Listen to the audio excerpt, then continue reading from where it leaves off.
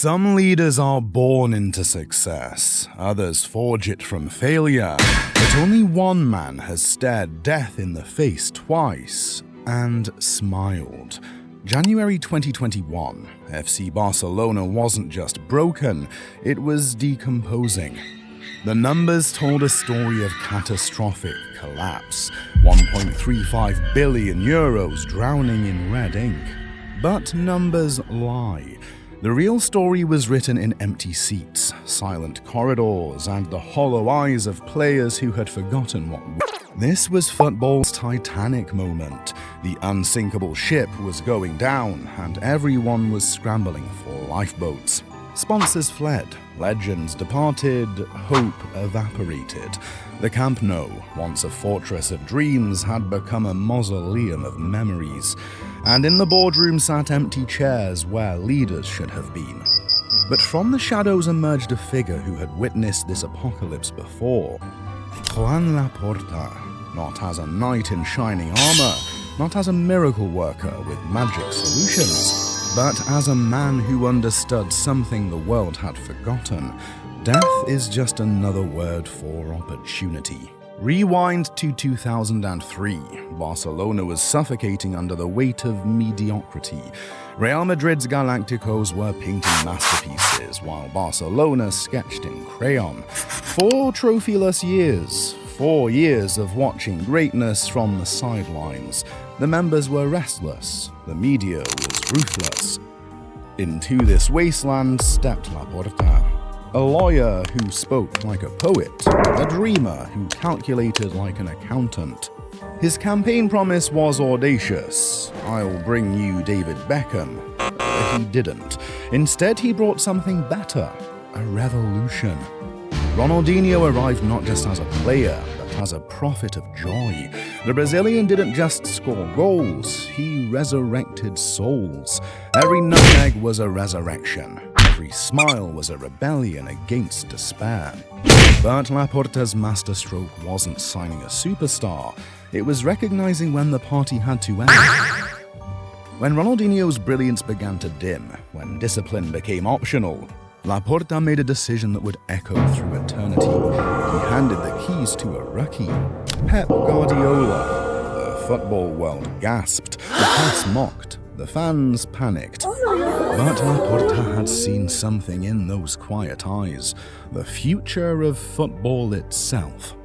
What happened next wasn't coaching, it was alchemy. Guardiola didn't just train players, he transformed them into philosophers with boots. Tiki-taka wasn't born, it was awakened, a sleeping giant of tactical perfection that had been waiting centuries for the right conductor. Xavi became the metronome of perfection. Iniesta transformed into poetry in motion, and a shy Argentine kid named Messi, he became the closest thing to God the football pitch had ever seen. 2008 to 2012, the Golden Quadrennium. 14 major trophies, 6 in one calendar year. Barcelona didn't just win, they redefined winning. They made opponents question not just their tactics, but their entire understanding of the game. This wasn't football, this was art with a scoreboard. Laporta watched from the presidential box as his vision materialized. He had gambled everything on a philosophy, and that philosophy had conquered the world. But in football, as in life, every paradise contains the seeds of its own destruction. Success is the most dangerous drug in football. It makes you believe you're invincible, makes you forget that gravity always wins. When Laporta departed in 2010, Barcelona was flying so high they couldn't see the ground. New presidents arrived, Sandro Rosell, Josep Maria Bartomeu. They inherited a masterpiece and slowly, methodically destroyed it, not with malice, with arrogance. The philosophy was abandoned for pragmatism. The academy was ignored for instant gratification. Neymar arrived for 222 million euros in shadowy deals. When he left, the money burned faster than paper in a furnace. Coutinho, 160 million euros for a player who never fit. Griezmann, 120 million euros for confusion. Dembele, 135 million euros for potential that never materialized. Meanwhile, Messi's contract grew into a financial monster. 555 million euros over 4 years. The greatest player in history had become an impossible burden. The wage bill exploded to 110% of revenue, the debt spiraled beyond comprehension, and then 2020 arrived like a meteor. COVID-19 didn't just stop football, it exposed the rot. Revenues collapsed, reality struck. Barcelona wasn't just in crisis, they were in cardiac arrest. Election day. Barcelona needed a president. They got an exorcist. Laporta's victory speech was 3 words. We'll be back. Not promises, not platitudes, just certainty. But his first act as president broke 1 million hearts.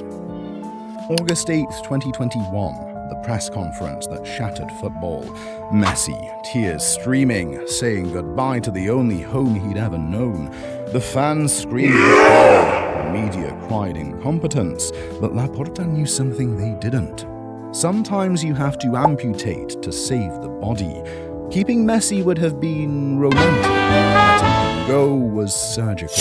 The choice between sentiment and survival. Laporta chose survival. And as Messi walked away, as the world mourned, as Barcelona seemed to die again, Laporta was already planning the resurrection. Though complex, they needed their own dictionary. Laporta called them lifelines. He didn't just sell assets, he weaponized the future. Barca studios, La Liga TV rights, commercial revenues, everything was on the table. Everything had a price. 600 million euros materialized from thin air. The critics screamed financial suicide. The accountants predicted apocalypse. But Laporta had learned something from his first resurrection. You can't build tomorrow if you don't survive today. With cash flowing, he moved like a chess grandmaster. Lewandowski, the goal machine who defied age. Rafinha, Brazilian flair with European discipline. Koundé, the defender who defended like his life depended on it.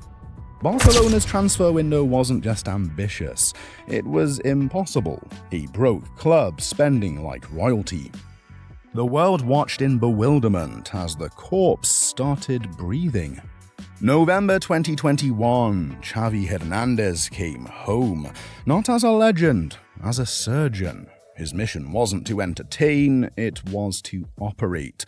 Remove the infection, restore the circulation, revive the heartbeat. The patient was critical, but breathing. Pedri emerged like a young Iniesta. Gavi played with the fearlessness of youth and the wisdom of age. Ansu Fati carried the weight of expectations like they were feathers. The football wasn't always beautiful, but it was alive. May 2023, La Liga champions, their first title without Messi in 4 years. The resurrection was complete, but Laporta wasn't finished. He was just warming up. Today, Barcelona breathes differently. The new Camp Nou rises like a phoenix made of steel and dreams. The Nike deal worth 1.7 billion euros secures generations. Lamine Yamal dazzles the world at 17. The debt shrinks monthly. The future brightens daily. And in the president's office, it's Joan Laporta. Not as a politician, not as a businessman, but as the man who proved that death is just another beginning. He didn't just save Barcelona twice, he taught the world that legends don't die. They just wait for the right moment to return. And when they do, they don't just come back. They come back stronger. Joan Laporta isn't just Barcelona's president. He's football's resurrection specialist, the man who turns endings into beginnings, defeats into victories, death into immortality. Because some men build clubs, others build legacies, but Joan Laporta, he builds eternities, one resurrection at a time.